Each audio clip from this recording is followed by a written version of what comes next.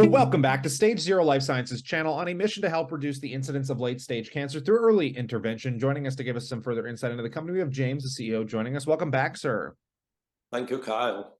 Always a pleasure to get you on. So I'm going to dive into this as you've offered two additional pillars to your care oncology offerings. Do you want to give us some idea, discuss kind of how this is advancing further? Yes, it's going actually really rather well. The nutritional piece was the first piece we put in place, and then mental health second. So I'll address nutritional first.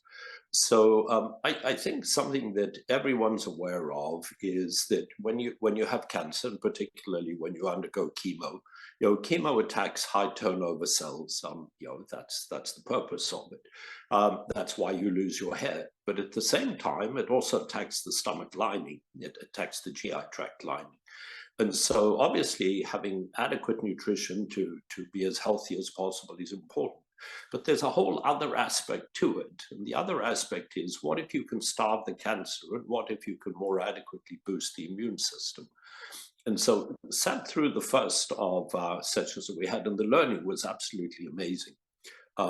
It became, in fact, even more fascinating as we got off of the instructional aspect and we got more towards doing the cooking side, because I think knowing what you should do, but actually being able to do it is a whole other aspect.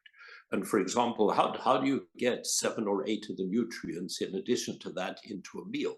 So that one, you're eating in the right way to starve the cancer of the nutrients that it might want, which makes the chemo more effective.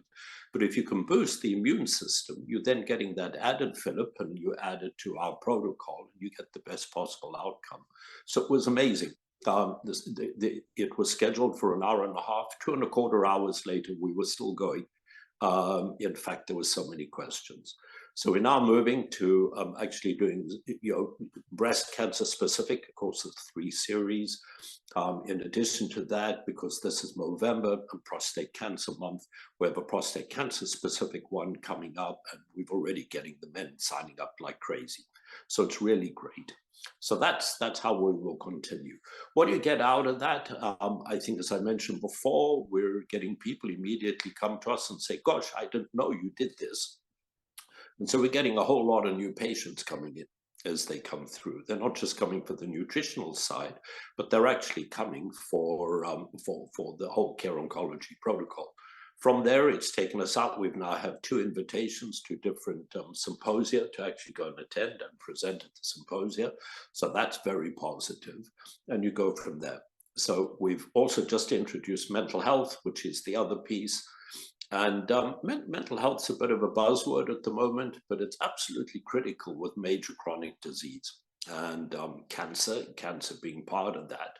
And the statistic that actually took me by surprise, if you're a woman with breast cancer and you have depression, and a pretty significant number, anywhere up to almost half of women with breast cancer suffer from depression at some point during the course of their cancer.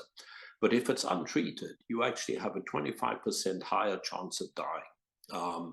And so you need to have it dealt with. And so anxiety critical, fear critical, and you get this whole anxiety piece, particularly as you move into the later stages where perhaps you're doing 3 monthly MRIs to follow up.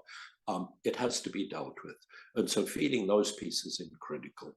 And I think, just to finish off on that, the number of new patients that it's attracting to us is actually very gratifying, because that means we get to do more work and extend our benefit to more people. Yeah, for sure. And I definitely appreciate the insights on that. And just kind of taking a look forward here, you kind of have this new lab partner, My One Medical Source. Do you want to talk about how it's helping kind of expand your customer base and what that means for Stage Zero? Yeah, we're very pleased to announce that.